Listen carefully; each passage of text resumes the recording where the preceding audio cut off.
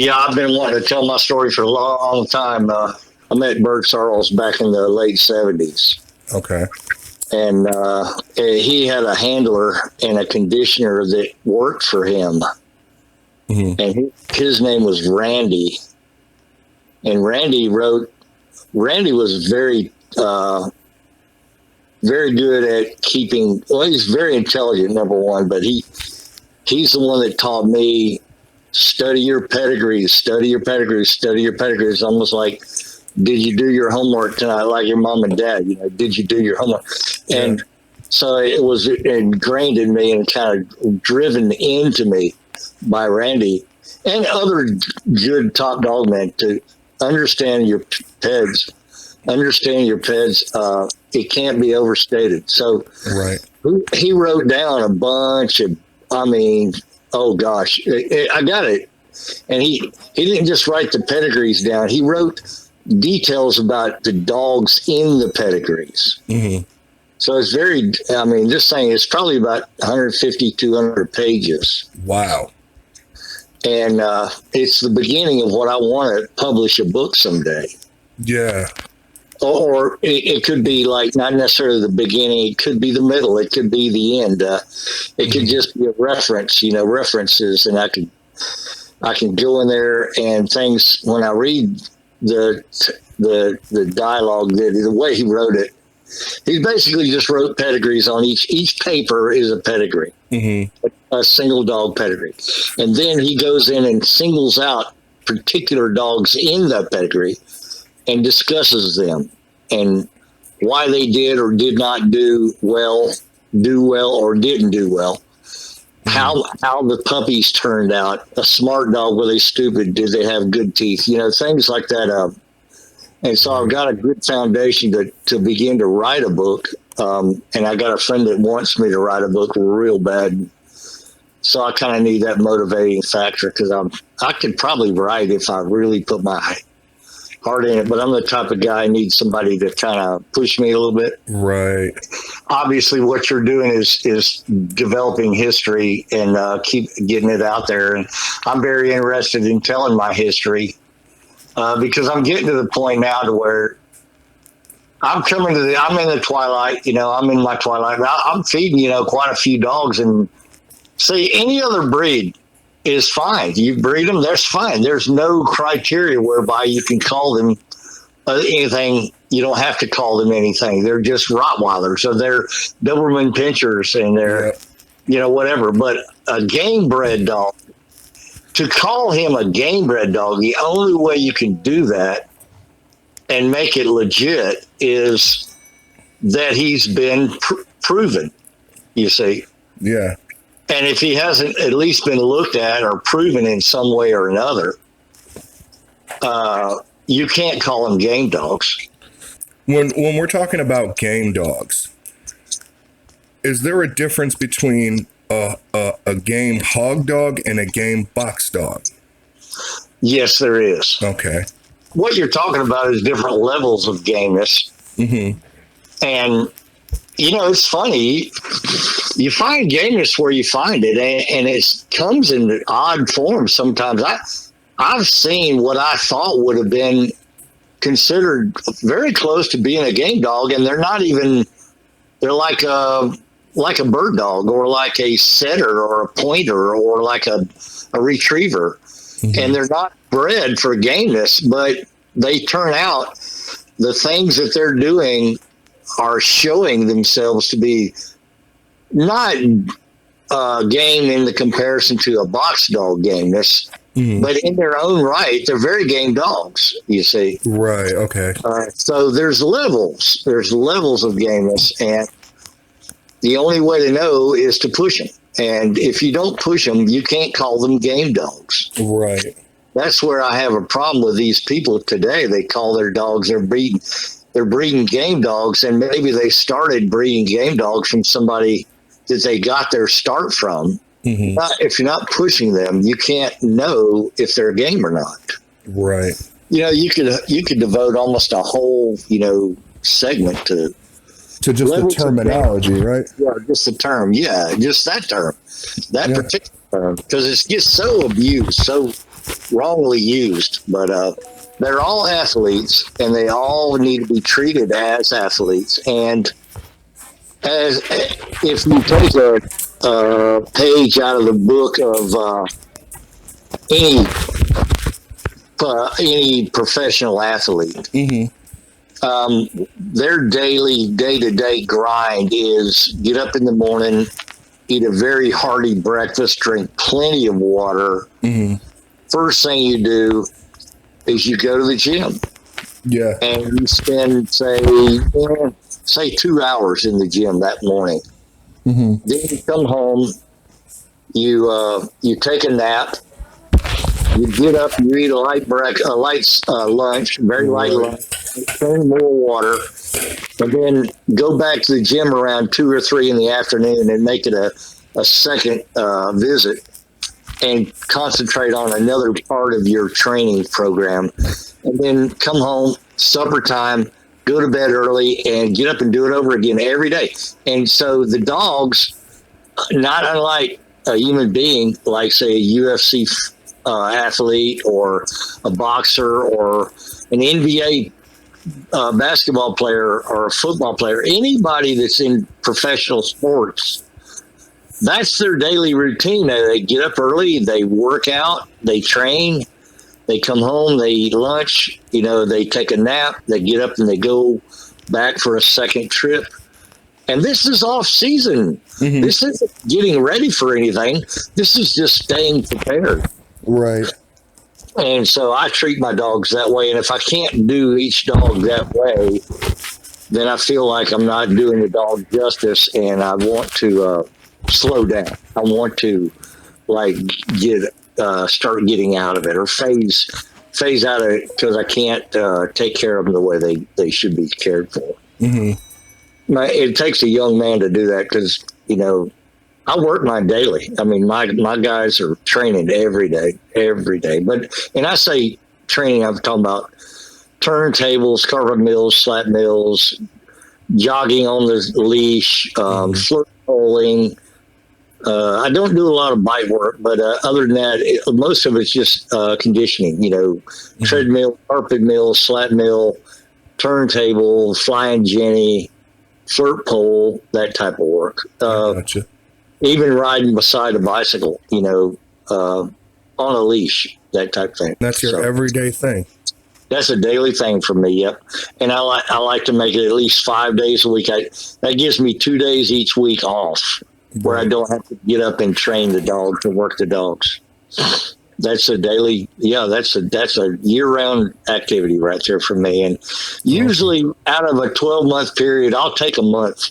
I'll take 1 month and give everybody a month off. No work, no training, no treadmills, no carpet mills, no slat mills, no turntables, nothing. Just straight, just let them chill. They don't. Now, is that do you wait for a certain type of year to do that?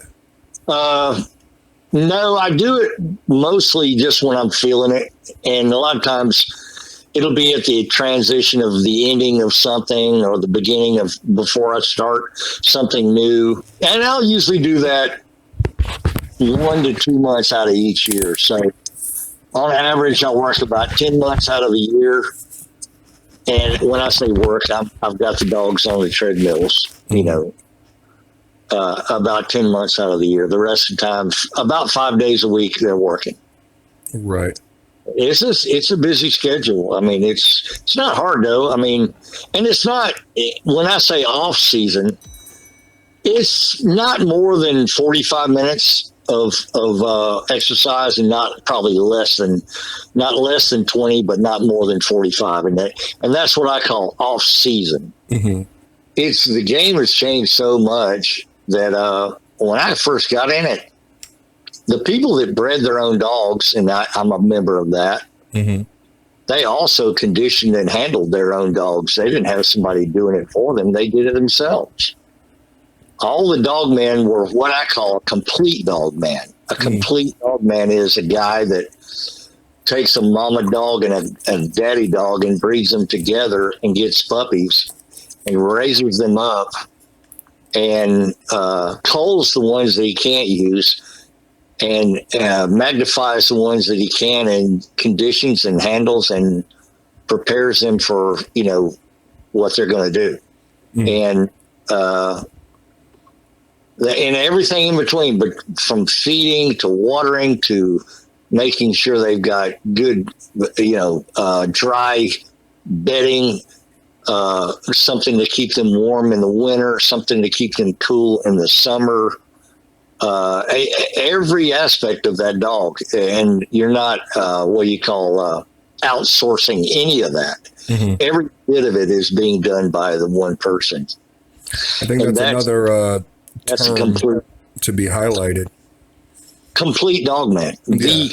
The complete dog man. There's none left. In fact, I have been asked, and it's part of my job. I mean, it's what I do for a living. To work dogs for others. So I've developed a a reputation for being able to get a dog prepared for, what's going to come. And I've developed a name for it. And so I do that, and I charge people for it. There you go. See, what happened to me about 4 years ago, I was living here where I am now. And I'm a former Navy SEAL. And of course, a lot of my training and understanding of conditioning and being in top physical shape for an event, for a particular event. That's what the SEALs do. They get themselves prepared for a particular battle. I mean, the SEALs are going to go and they're going to train. They're going to get ready. They're going to push themselves beyond their own limits to be able to endure. And they do this daily, day in and day out, and then they go and they do the thing, you see. And so it's very similar to this. That makes a lot of sense. So that's where probably I get a lot of my success from my background in having been a Navy SEAL. But anyway, we had a hurricane here where I live, and I lost everything. I had a business. I was teaching survival. And I was using the pit bulls. I don't know if you saw it. You ever see that video? There's there's 8 million hits on that video. Anyway, pit bulls work. It's on Primitive Supply. That's it. That's my business. That used to be my business thing. And after the hurricane, I lost my business, and I went from training the SEALs and training private people on living off of land skills. And using the pit bulls in conjunction with that, using pit bulls to do that. I couldn't speak too much to the security part. I think they could, within hands of somebody like Lee, I believe he could probably get just about any good pit bull to do security. I mean, I've had my dogs from the 70s until now. And I've never gotten rid of my dogs. I've always had my blood. And I started with Bert Sarles back in the day. And then Bert and I had our 20-year go, and it was a great go. And we had a lot of fun, and we were very good friends.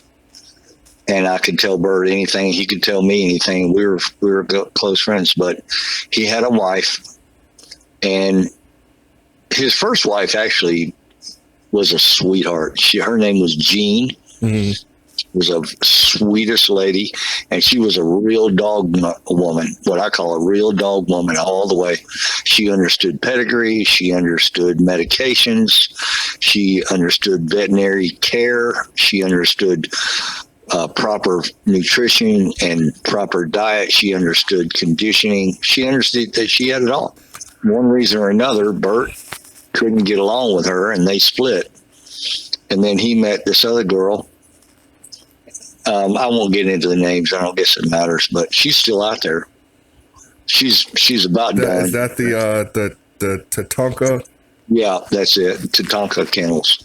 That black and tan was some weird, and she always did this even when we were partners. Bert and I were partners, and she was married to Bert. Well, see, Bert moved. See, the whole background comes from way, way back.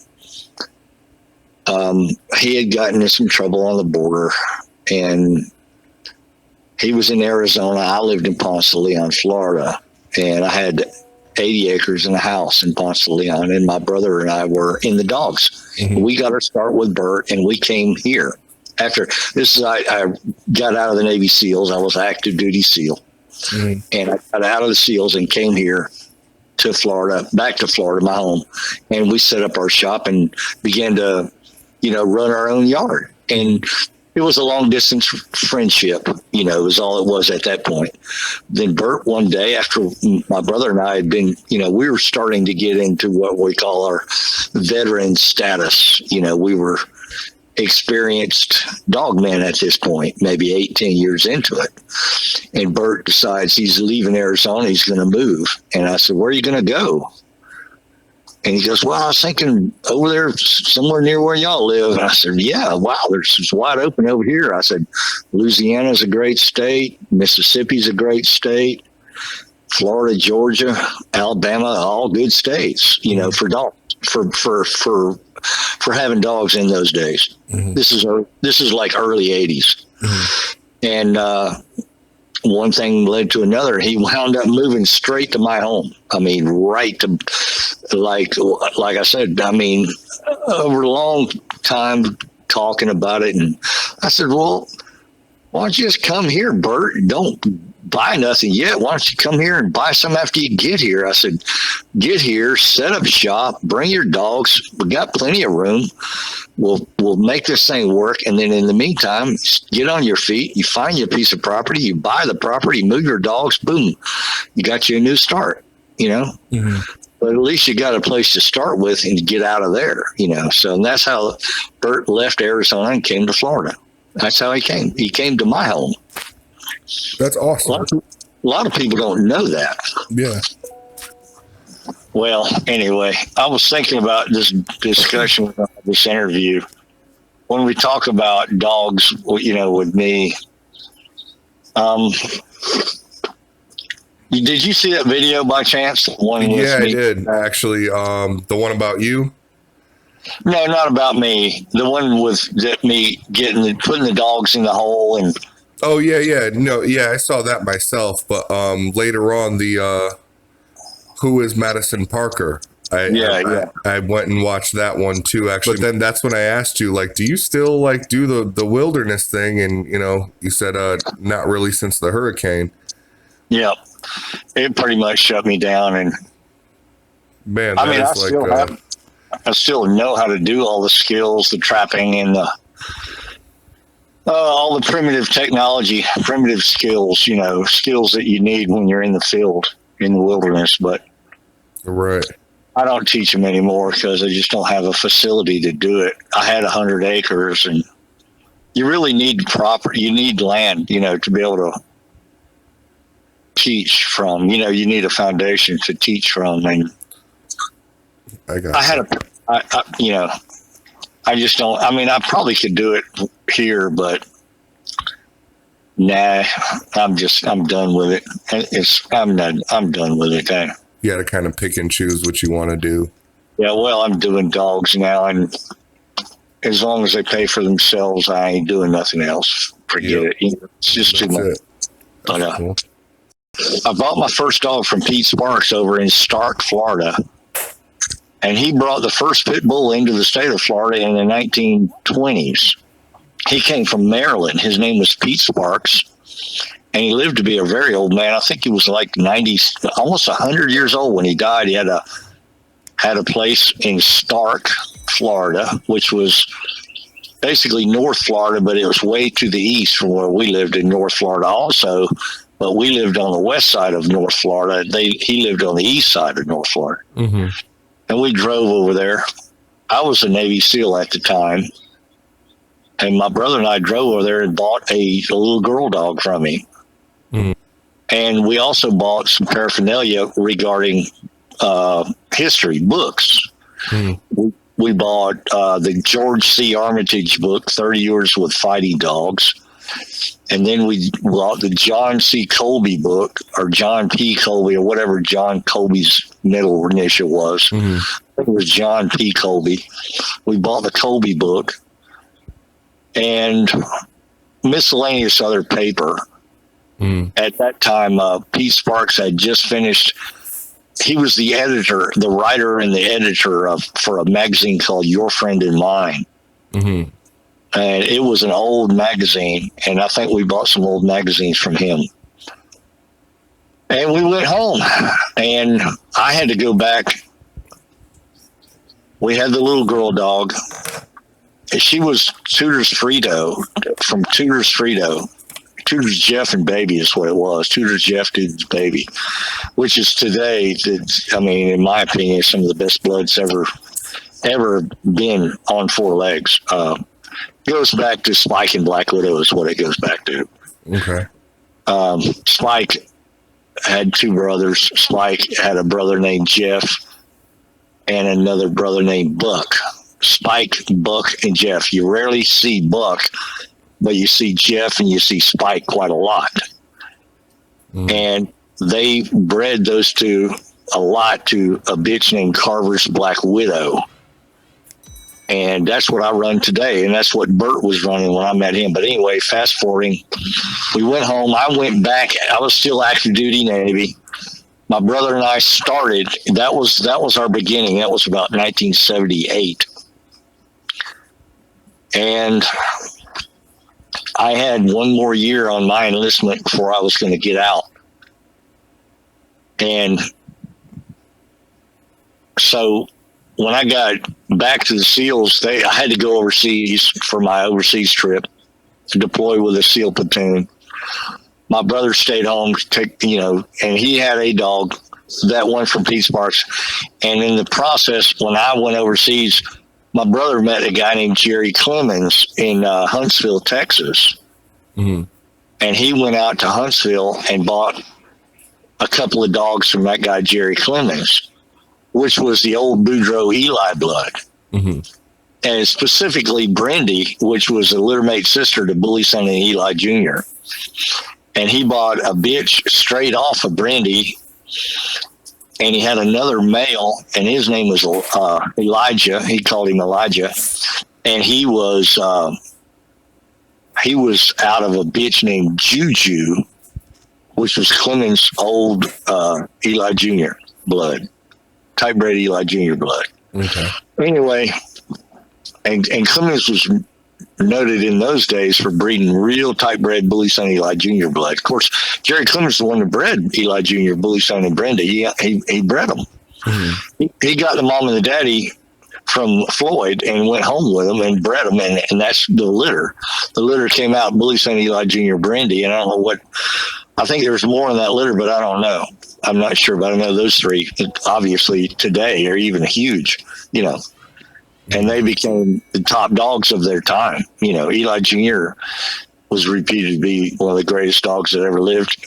Nothing could stay with him. Bully Son also. Okay. In the meantime, I'm getting out of the Navy. It's a year later after we bought this little bitch from Pete Sparks. My brother's bought two dogs from Jerry Clemens, and he calls me up on the phone after I get home from overseas, and I've got a couple months left. I'm going home. My brother calls me and said, there's a guy named Bert Sarles that lives in Arizona. And he said, man, he's got some of the best blood in the country. And he's badass dog, man. And you ought to go see him. So I didn't know Bert Sarles from Adam because I was out of the loop because I'd been overseas operating with SEALs. And my brother suggested I go to Sarles. And it wasn't long after I got home, settled in, and I called Sarles and talked to him on the phone. He was real friendly. Said, sure, come on over such and such a time, a weekend. Spend the weekend. So I drove from San Diego to Tucson. He lived in a little town called Marana, which is just right outside Tucson. And we got there, and I got there and spent the weekend with Bert and a guy named Randy Chavez, who since he died. And Bert's gone too.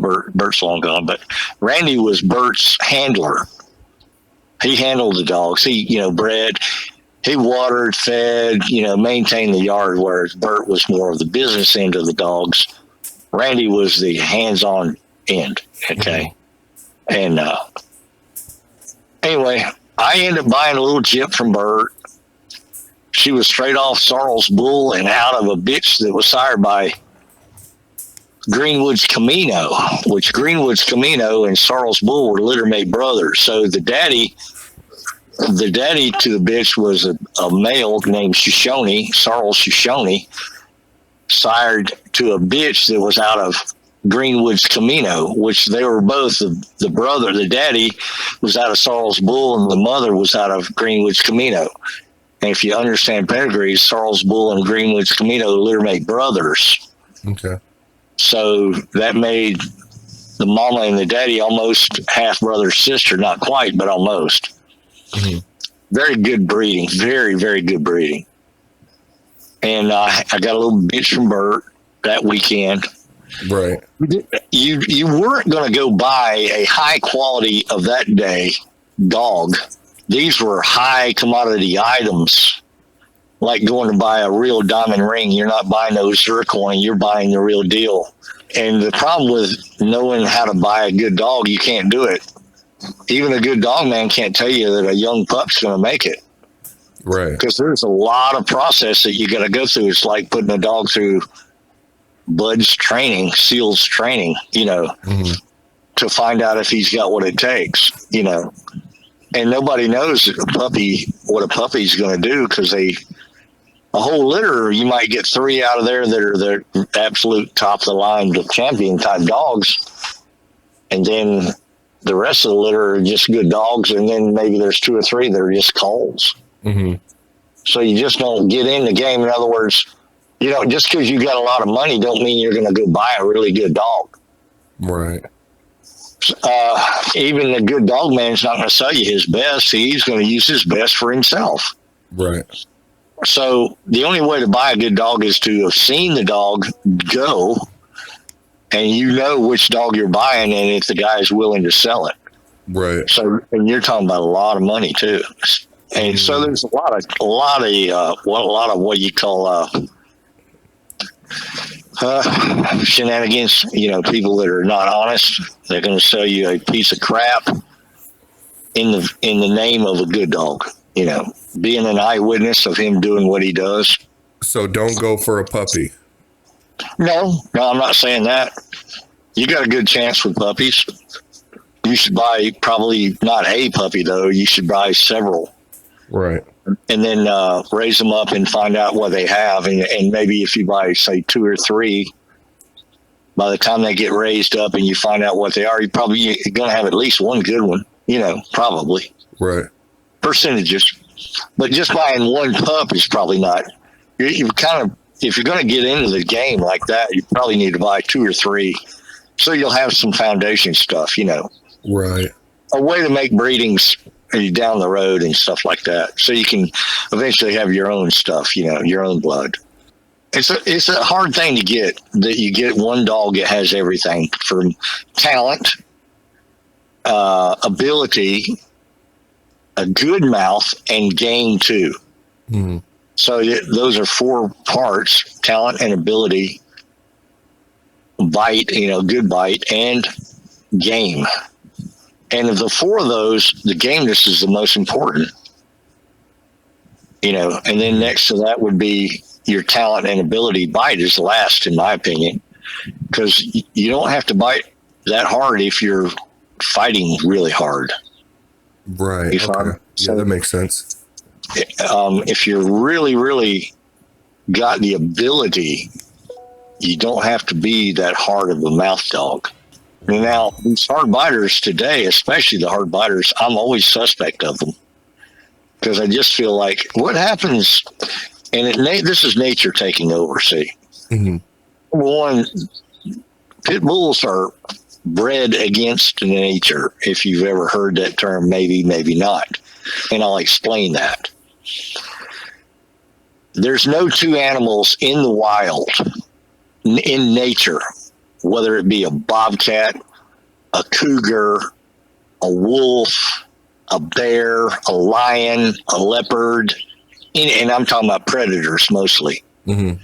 that will say, kill a deer and then start eating that deer and die fighting to keep the deer.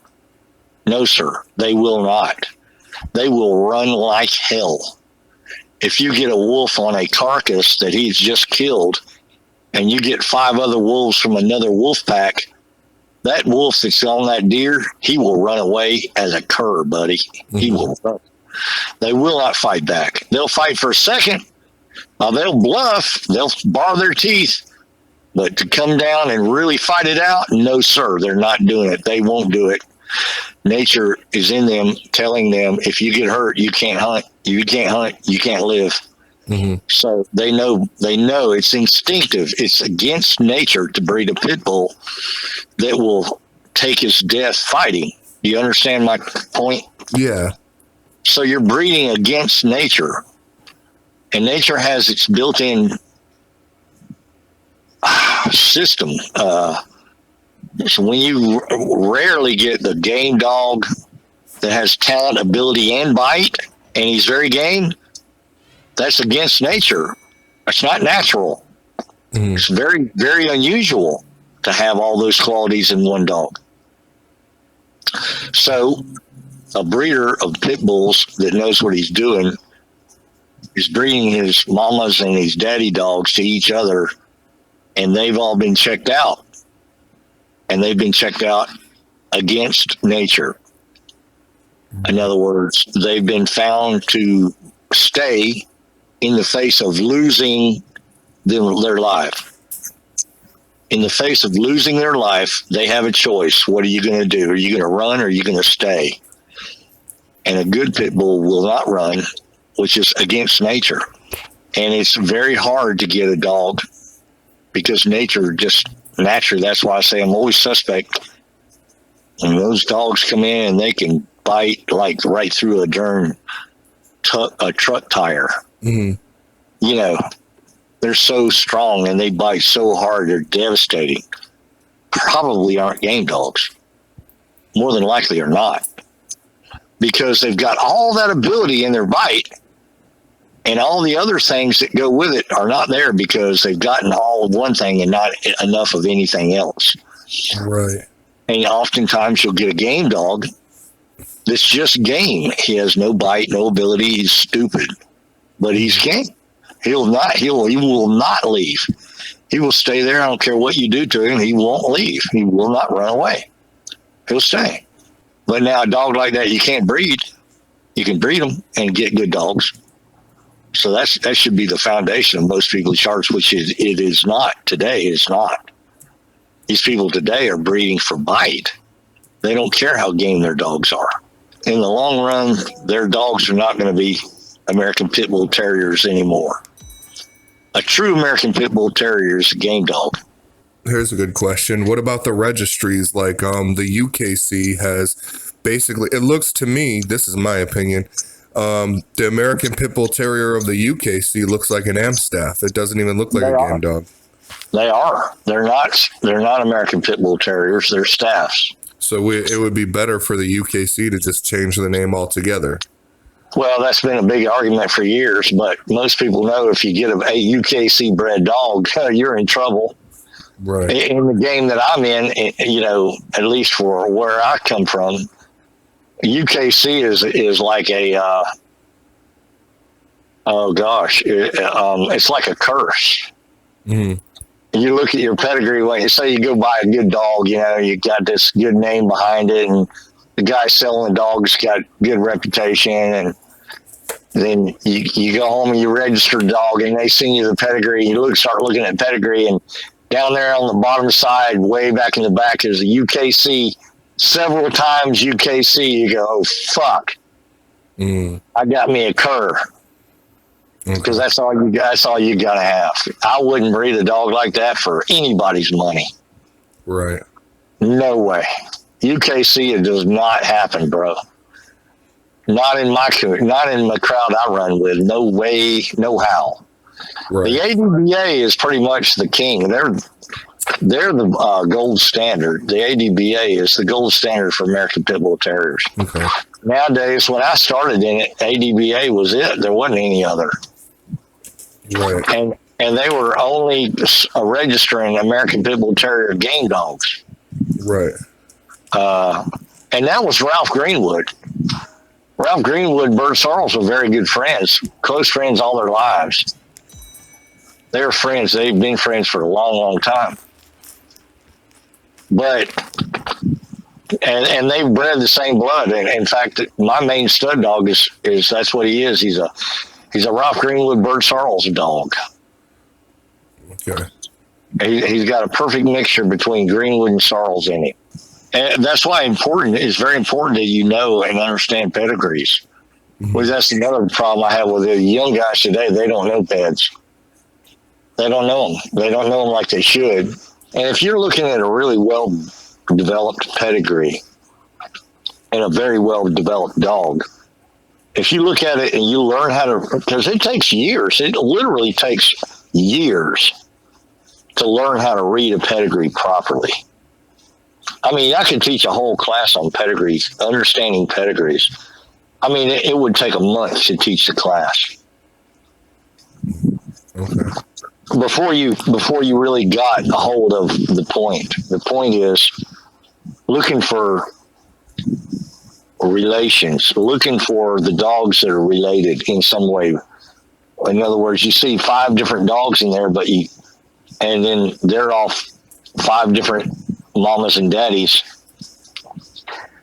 But you don't realize that those 5 dogs are related closely because you don't know and understand pedigrees. But once you learn how to really see them, and you're looking for common denominators, certain dogs, how many times are you seeing it in this one section of the pedigree? Right. So the pedigrees are taken by section, and you start looking at each section, and you look at the commonalities, mom and daddies that are the same. A particular male that you're looking for, you see the male, say his name was Junior, and you see Junior in the 4th generation like 6 times. Mm-hmm. 3 times on the top side of the pedigree and 3 times on the bottom side of the pedigree. In other words, the top side is always the daddy side. Mm-hmm. Bottom side is always the mother's side. You understand that? Mm-hmm. Pedigrees. When you're reading pedigrees, you got a top side and you got a bottom side. Right. Okay. And the top side is everything related to what the daddy is, and the bottom side is everything that's related to what the mother is.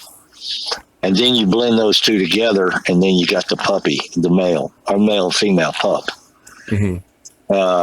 So anyway, it's very important. It should not be understated. And it is. These young kids today, they are not studying pedigrees. They do not know pedigree. And it's very refreshing, to be honest with you, when you run into somebody that really does study them and does know them. And it's rare when you can meet somebody and talk to them and actually be challenged on pedigree. That's the most fun thing of all, is have somebody that knows pedigree so well that they challenge you on your ability to understand and read pedigrees. Mm. Okay. In other words, knowing what's behind, knowing what's back there, what's really back there. Mm-hmm. And when you find somebody like that, it's very refreshing. Right. I think we kind of broke off a little bit. Yeah. The first time I'd gone to Bert's yard, and he bred Shorty the Preacher to one of his favorite females, and her name was Red Ladybug. Mm-hmm. And she was actually a Greenwood female. She was from Ralph Greenwood. Mm-hmm. So he bred Shorty the Preacher to a Ralph Greenwood girl dog, mama dog. And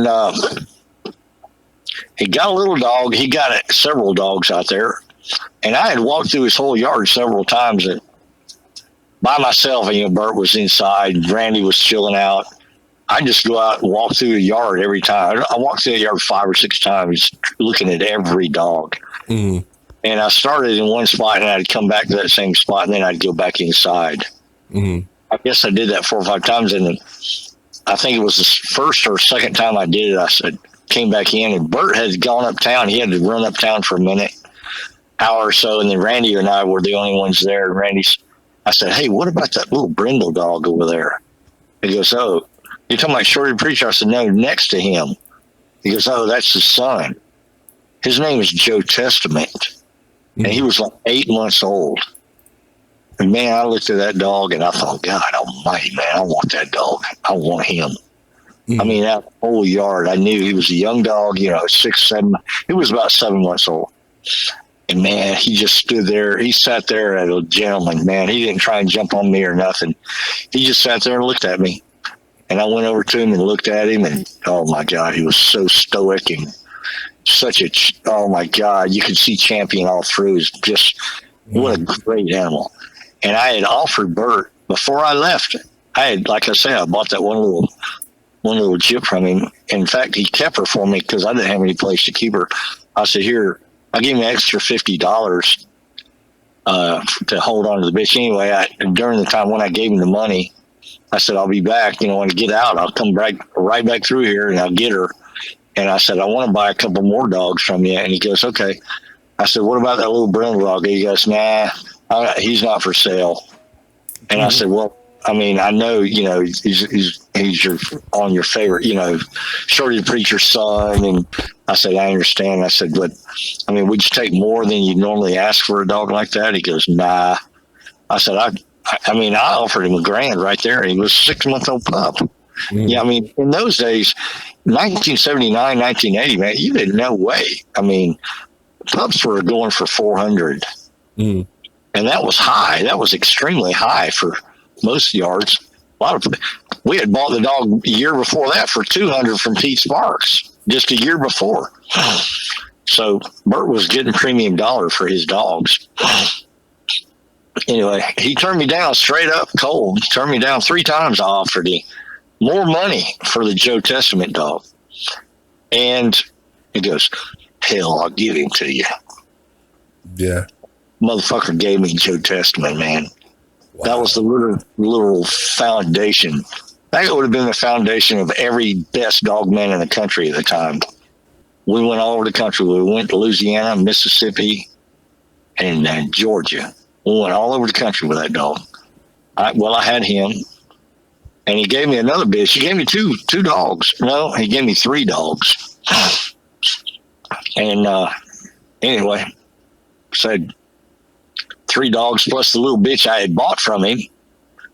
So I went home with a pack of 4 dogs from Bert. That was my start. That was the beginning of my dog days. That was my start.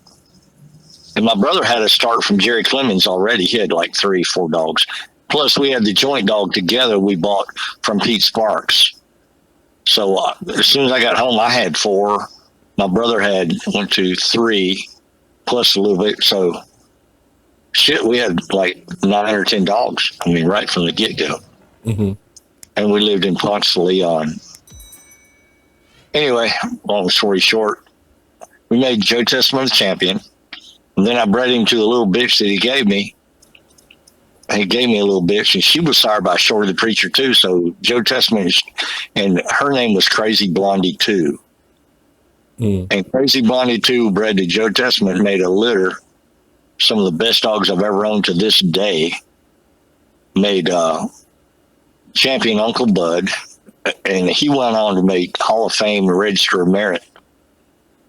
Champion Uncle Bud, you can look him up. Champion Uncle Bud. It says Sarles on it. It should say Madison and Skip, but I won't get into that.